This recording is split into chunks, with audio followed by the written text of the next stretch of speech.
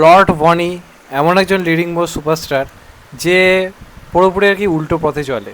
যখন সবাই লাখে কালেকশন করে তখন সে হাজারে কালেকশন করে, আবার যখন সবাই হাজারে কালেকশন করতে শুরু করে দেয়, এই ট্রেন্ডটা চালু করে, তখন আবার সে লাখে কালেকশন শুরু করে দেয়।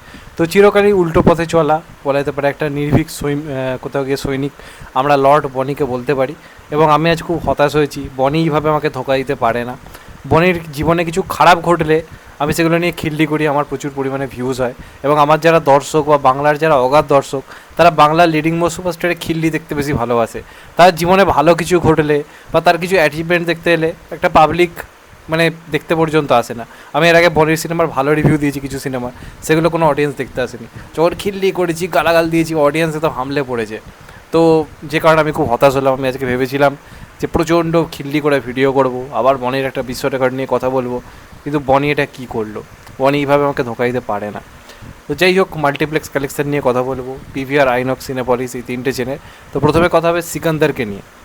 তো সিকান্দার সিনেমাটা খুব একটা ভালো বিজনেস করেনি, এবং সলমান খানের সিনেমা যেরকম ঈদে চলা উচিত, পক্ষে কলকাতার বুকেও, কলকাতাও সলমান খানের একটা ফ্যান ফলোয়িং রয়েছে, সেই হিসেবে কিন্তু কালেকশান একদমই কিন্তু ভালো হয়নি। এর আগে আমরা যদি দেখি বহু সিনেমা এসছে গেছে, কলকাতা থেকেই হিন্দি সিনেমা প্রায় 38 কোটি, 40 কোটি, 20 কোটি, 15 কোটি করে বিজনেস করে।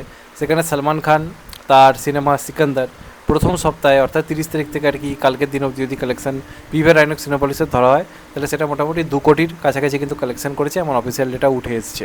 মানে সিকান্দারের মোটামুটি কলকাতায় কালেকশন 2 কোটির কাছাকাছি, যদিও এটা অনেক বাংলা সিনেমা বা অন্যান্য সিনেমার থেকে বেশি, কারণ শো সেই লেভেলের, প্লাস ঈদের দিনে মোটামুটি কিছু কিছু জায়গায় ভালো চলেছে। তবে সলমান খান হিসেবে যদি ভেবে দেখা যায়, এটা তার কিন্তু একটা বড় ডাউনফল কোথাও গিয়ে কলকাতায় তার বক্স অফিসের দিক দিয়ে বিচার করতে গেলে। তো কোথাও গিয়ে সলমান খানের যোগ্যতা অনুযায়ী এটা অনেক কম কালেকশন। এখানেই উল্টো স্রোতে পা রেখেছে লর্ড বনি। লর্ড বনি তার যোগ্যতা অনুযায়ী যে কালেকশান হওয়া উচিত তার থেকে অনেক অনেক বেটার কালেকশান করেছে হাঙ্গামা.com। আমি যতই যাই করি, যতই খিল্লি করি, এবার কিন্তু পাবলিক আমার মুখের ওপর মুতে দিয়েছে। ইভেন লর্ড বনির মুখের ওপর মুতে দিয়েছে, কারণ লর্ড বনি হয়তো কোনো কল্পনা করতে পারিনি যে তার সিনেমায় কাণ্ড ঘটে। ইভেন সেই বক্স অফিসটা দেখতেও বসেনি। আমি ভিডিও করবো বলে দেখতে বসেছি, হয়তো বনির যাই আছে না, মানে কী বক্স অফিস বোকায় চিজ হতি है, আমকো কুছ ফারাক নেই পড়তা। কিন্তু এইবার কিন্তু বনি যেটা করেছে কোথাও গিয়ে চমকে দেওয়ার মতো। কারণ প্রত্যেকবার বনির কালেকশন মানে আমাদের একটা হাজারের আশা থাকে, 3,000, 4,000, 5,000, খুব বেশি হলে 20,000, এবং বনির 50,000 মানে বুঝে নিতে হবে বনি 50 কোটির কাছাকাছি কালেকশন করেছে বনির মানে যোগ্যতা অনুযায়ী যদি মানে আমরা ভেবে দেখি। সেখান থেকে দাঁড়িয়ে দেখতে গেলে এইবার এই সিনেমাটা যে রেঞ্জের কালেকশন করেছে, ভাই অবাক করে দেওয়ার মতো। তার কারণ হাঙ্গামা.com শুধুমাত্র পিভিআর, আইনক্স, সিনেপলিস এই তিনটে ন্যাশনাল মাল্টিপ্লেক্স চেন থেকে কালেকশন করেছে 1,70,000।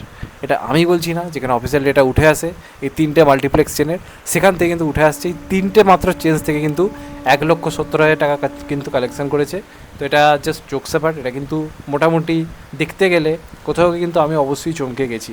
কারণ আমার আশা ছিল ওই 80-90,000 খুব বেশি হলে হতে পারে ঈদের টাইম যেহেতু, সেখান থেকে কিন্তু দাঁড়িয়ে দেখতে গেলে তার দ্বিগুণ কালেকশন করেছে 1,70,000। অনেকে বলতে পারে 1,70,000 কী কালেকশন, তারা আলটিমেটলি বলির মানে কালেকশানের লেভেলটা জানে না, সেই জন্যই তারা কথা বলবে। আজকের এই বক্স অফিস অনেকের ব্যর্থতা, মানে অনেকের হতাশা এনে দেবে। আমার নিজের হতাশা যে আমি খিল্লি করতে পারছি না, মজা করতে পারছি না, কেন করবো বলুন তো?